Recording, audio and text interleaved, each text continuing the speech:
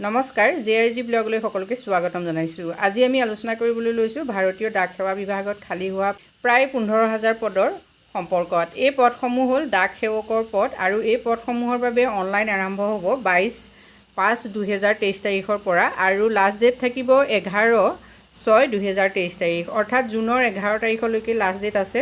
এই পদসমূহৰ বাবে যদি আপোনালোকে আবেদন কৰিব খুজিছে তেতিয়াহ'লে আপোনালোকে ডেছক্ৰিপশ্যন বক্সৰ লিংকত গৈ সবিশেষ তথ্যখিনি চাব পাৰিব। আৰু পদসমূহ কি আপোনালোকে চাওক। পদসমূহ হ'ল BPM আৰু abpm অৰ্থাৎ ব্ৰাঞ্চ পোষ্ট মেনেজাৰ, আৰু এই ব্ৰাঞ্চ পোষ্ট মেনেজাৰৰ পদৰ বাবে TRCA স্লেব হ'ব 12,000ৰ পৰা 29,380 টকা।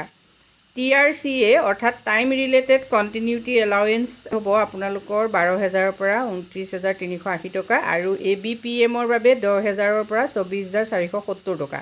এপ্লিকেশ্যন যেহেতু 22 তাৰিখৰ পৰা ষ্টাৰ্ট হ'ব, ইতিমধ্যে কৈছোঁৱে। লাষ্ট ডেট হ'ব 11/6/2023 আৰু লাষ্ট ডেট পে' হ'ব 11/6/2023।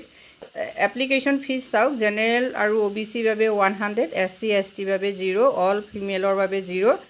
Pay' examination fees online offline mode. Matric pass হ'লে আপোনালোকে এই পদসমূহৰ বাবে অনলাইন কৰিব পাৰিব আৰু লোকেল লেংগুৱেজৰ ওপৰত আপোনালোকৰ নলেজ থাকিব লাগিব, লগতে কম্পিউটাৰ নলেজ লাগিব আৰু বয়স 18 বছৰৰ পৰা 40 বছৰৰ ভিতৰত হ'লে আপোনালোকে আবেদন কৰিব পাৰিব। এইবোৰ যিহেতু চেণ্ট্ৰেলৰ চাকৰি হয়, গতিকে ইয়াতো এজ ৰিলেক্সেশ্যন থাকিব। আপোনালোকে নটিফিকেশ্যনখনত সম্পূৰ্ণ তথ্যখিনি চাই ল'ব, মই ডেছক্ৰিপশ্যন বক্সৰ লিংকত দি দিম।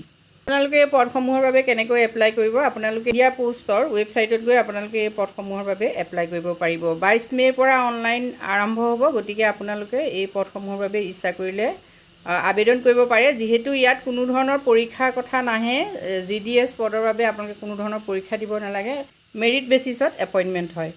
GDSৰ বাবে আপোনালোকে যদি অনলাইন কৰে তেতিয়াহ'লে আপোনালোকক কি লাগিব চাওক। নেম লাগিব, father's name, mother's name, mobile number, email ID, date of birth, gender, community, PWD হ'লে type of disability, state in which 10 class pass আৰু language studied 10 class, year of passing 10 class, scan passport size photograph, scan signature.